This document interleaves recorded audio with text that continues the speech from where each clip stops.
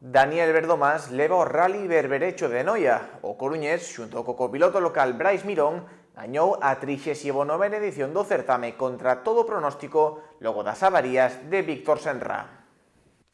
O Rally Berberecho de Noia remata a súa 39ª edición cun sorprendente final. O principal favorito para levar a vitoria era Víctor Senra, pero o vencedor rematou sendo o coruñés Daniel Verdomás, coa compañía do copiloto de Noia Brais Mirón. Nada máis comezar a mañá do último día de competición, chegou a nova máis impactante. Víctor Senra non foi o primeiro en cruzar a meta. O lugar ocupouno Alberto Meira, seguindo Daniel Verdomás, que levaba así o seu segundo scratch.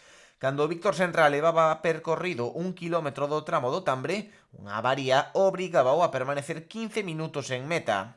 Co favorito descartado para a vitoria, todo se ia decidir entre Verdomás e Meira. O tramo de Brión dominou no Senra, que rematou en primeira posición con só 5 segundos de marxe sobre Verdomás, unha distancia que non ia permitir ao de Dumbría recuperarse para gañar.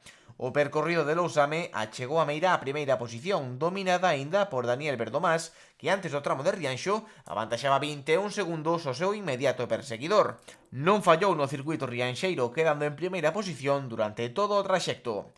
Co fin deste tramo, vitoria para Verdomás e o noiés Brais Mirón na 39ª edición do Rally Berberecho de Noia, que se prepara dende xa para o seu 40 aniversario.